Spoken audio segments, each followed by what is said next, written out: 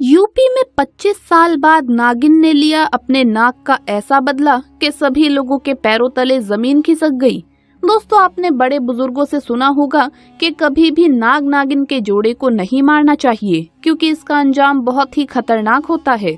यदि दोस्तों आपसे गलती से भी नाग या नागिन मर जाएं, तो उसे तुरंत जला देना चाहिए, क्योंकि नागिन अपने नाग की आंखों में देखकर ये पता लगा लेती है कि उसके नाक को किसने मारा है और वो अपना बदला लेकर ही मानती है।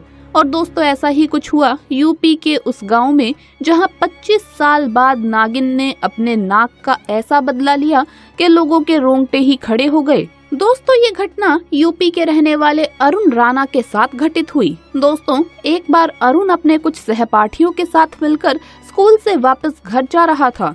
तभी अचानक से एक नाग उसके रास्ते में आकर बैठ गया और फन फैलाकर हुक्कारे मारने लगा। ये देखकर अरुण के साथ घर वापस जा रहे सहपाठी काफी डर गए और वहां से भागने लगे। लेकिन कुछ सहपाठी वहां खड़े रहे और अरुण को वापस मुड़कर चलने को कहने लगे। लेकिन अरुण को ऐसा करना कायरता लगी और उसने गुस्से में आकर एक पत्थर उठाया और उस नाग के सर पर दे मारा और नाग वहीं पर मर गया। अरुण इस बात से अनजान था कि उस नाग की नागिन ये सब देख रही थी। दोस्तों, इसके बाद अरुण ने उस नाग को उठाकर झाड़ियों में फेंक दिया और अपने घर चला गया। दोस्तों, जब वो नागिन अपने नाक के पास गई तो अपने नाक को खून में लथपथ देखकर वो नागिन गुस्से से लाल पीली हो गई और अपना सिर जमीन पर मारने लगी। इसके बाद नागिन ने अपने नाक के शरीर को एक जगह पर रख दिया और अपने नाक का बदला लेने के लिए अरुण को ढूंढना शुरू कर दिया। जब नागिन अरुण के गांव में उसके घर के पास पहुंची तो वो अपनी मौसी के साथ एक कार के सामने खड़ा हुआ था। जब तक नागिन वहां पहुंचती तब तक वो कार में बैठकर अपनी मौसी के साथ मुंबई पढ़ने के लिए चला गया। दोस्तों, अरुण पढ़ लिख कर डॉक्टर बन गया। अरुण की माँ का ब्याह काफी गरीब घर में हुआ था, जबकि उसकी बहन ने भागकर किसी बिजनेसमैन से शादी कर ली थी। लेकिन उन्हें संतान का सुख कभी प्राप्त नहीं हुआ था और इसीलिए उन्होंने अरुण को पालने का फैसला लिया। अरुण का लगाव पढ़ाई में ज्यादा होने के कारण उसके माता पिता ने भी अपने दिल पर पत्थर रखकर ये फैसला लिया।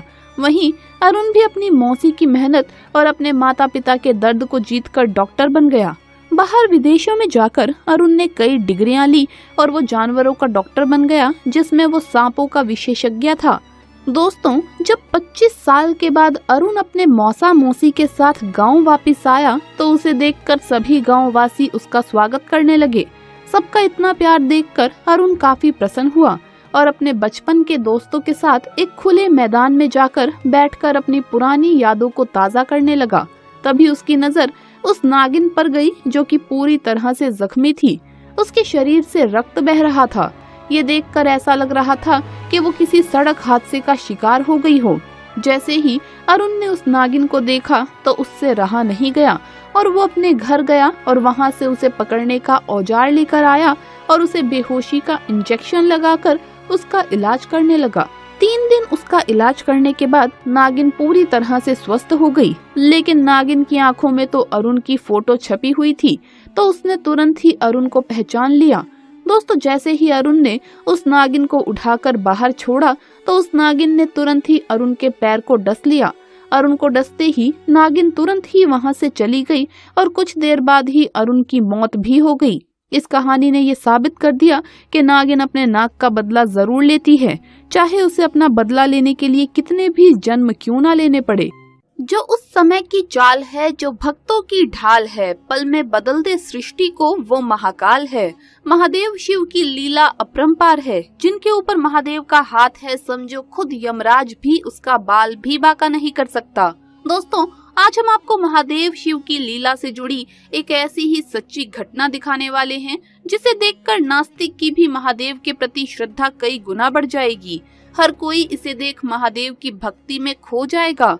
दोस्तों, कहते हैं महादेव शिव की इस सच्ची घटना को सुनने और देखने वाले की हर मुराद, हर इच्छा पूरी हो जाती है। अगर आपको यकीन नहीं तो बस एक बार इस वीडियो को पूरा देख लें। आपकी हर परेशानी दूर नहीं हुई तो कहना। दोस्तों, ये सच्ची घटना महादेव शिव के चमत्कार की ही है। ये सच्ची घटना है मुजफ्फरनगर के चढ़थावला गांव में रहने वाले पंकज जी की। उनके परिवार में उनकी पत्नी और उनका एक छोटा बेटा है। पंकज जी महादेव शिव के परम भक्त हैं और उनके घर के पास ही एक शिव मंदिर भी है। उनका ये रोज का नियम है कि सुबह सुबह उस मंदिर में जाकर रोज 1 घंटे वहां बैठ महामृत्युंजय मंत्र का जाप करना। महादेव की भी पंकज और उसके परिवार पर कृपा थी, जिस कारण ही 6 साल पहले पंकज एक सुंदर बालक के पिता बने। पंकज की तरह उनका बच्चा भी महादेव की भक्ति में रुचि लेने लगा। एक दिन की बात है, पंकज जी का बेटा कुछ गांव के ही बच्चों के साथ खेल रहा था और खेलते खेलते वो दूर घने जंगल की तरफ निकल पड़ा। जिस जंगल में वो बच्चे जा पहुँचे थे, वहाँ गांव के लोग जाने से डरते थे, क्योंकि वहाँ कई खतरनाक जंगली जानवर और सांप इत्यादि का खतरा रहता था। परंतु बच्चों को इन सब के बारे में क्या पता था। वो तो खेलते खेलते उस घने जंगल में जा पहुँचे। पंकज जी का बेटा उस जंगल में पहुंचकर खेल खेल में एक पेड़ पर चढ़ जाता है, परंतु कुछ ही देर में उसकी जोर से चिल्लाने की आवाज आती है और वो पेड़ से नीचे गिर जाता है। जब बाकी साथी बच्चे उसकी मदद के लिए आगे आए तो पता चला कि उस पेड़ पर पहले से ही एक भयानक जहरीला सांप बैठा था, जिसने पंकज के बेटे को डस लिया था। सभी बच्चों ने मिलकर पंकज के बेटे को उठाया और वापस गांव की तरफ भागे। गांव में पहुंचते ही अपने बच्चे को देख पंकज की पत्नी जोर जोर से रोने लगी, क्योंकि वो उनका इकलौता बेटा था। बच्चे का पूरा शरीर सांप के काटने से नीला पड़ चुका था और उसे देख ये साफ पता चल रहा था कि वो बच नहीं पाएगा। उस समय गांव में करीब 2 वैद्य थे। पंकज ने दोनों वैद्यों को बुला लिया। एक एक कर दोनों वैद्यों ने पंकज के बेटे को देखा। उसकी नाभि पकड़ते हुए दोनों ही समझ गए कि बालक के प्राण तो अब जा चुके हैं। उन्होंने पंकज को कहा कि अब बहुत देर हो चुकी है, हम कुछ भी नहीं कर सकते। पंकज और उसकी पत्नी ने जब ये सुना तो दोनों की आंखों से आंसू रुकने का नाम नहीं ले रहे थे। परंतु पंकज को अभी भी महादेव शिव पर पूरा विश्वास था। उन्होंने अपने बेटे को हाथ में लिया और शिव मंदिर की तरफ दौड़ पड़े। पंकज ने अपने बेटे को शिवलिंग के सामने रखा और महादेव को हाथ जोड़ते हुए बोला कि हे महादेव, तुम तो जानते हो मैं और मेरी पत्नी, हम दोनों के ही इस बच्चे में प्राण बसते हैं। ये हमारी पूरी दुनिया है। इसके बिना संसार का हर सुख हमारे लिए फीका है। हे प्रभु, मेरे बच्चे को आखिर आपने क्यों छीन लिया? क्या मेरी भक्ति में कोई कमी रह गई थी या मुझसे कोई गलती हो गई थी? प्रभु, अगर ऐसा है तो मैं भी आपके मंदिर में यहीं अपने प्राण त्याग दूंगा। और फिर जोर जोर से रोते हुए वहाँ महामृत्युंजय मंत्र का जाप करने लगा। अभी लगभग कुछ समय ही बीता होगा कि तभी मंदिर में तेज हवाएं चलने लगी और मंदिर की घंटियां उन हवाओं की वजह से बजने लगी। तभी मंत्रों का जाप कर रहे पंकज के कानों में एक हल्की सी आवाज आती है, पुत्र, तुम रो क्यों रहे हो? तुम्हारा बेटा मरा नहीं है, बल्कि वो तो सो रहा है। तुम क्या उसे जगाओगे नहीं? इतना सुनते ही पंकज ने तुरंत अपनी आंखें खोली, परंतु आसपास कोई भी नहीं था। फिर उसने अपने बेटे की ओर देखा तो वो गहरी उबासी ले रहा था, मानो अभी अभी गहरी नींद से जागा हो। पंकज के बेटे ने उठते ही कहा, पापा, हम मंदिर कब पहुँचे? मैं तो अपने दोस्तों के साथ जंगल घूमने गया था ना।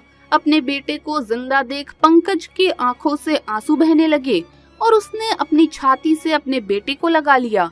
दोस्तों, महादेव की महिमा अपरंपार है। वो अपने भक्तों पर किसी भी तरह का कोई कष्ट नहीं आने देते। देर सवेर ही सही, परंतु वो अपने भक्तों की नैया को पार जरूर लगा ही देते हैं। तो दोस्तों, हर हर महादेव एक बार कमेंट बॉक्स में इसी बात पर जरूर लिखिएगा। वीडियो अगर अच्छा लगा हो तो इसे लाइक करें, अपने दोस्तों के साथ शेयर करें और अगर आपने अभी तक चैनल को सब्सक्राइब नहीं किया है तो सब्सक्राइब करके बेल आइकन जरूर प्रेस कर ले। जल्द मुलाकात होगी अगली वीडियो में। हर हर महादेव, जय महाकाल।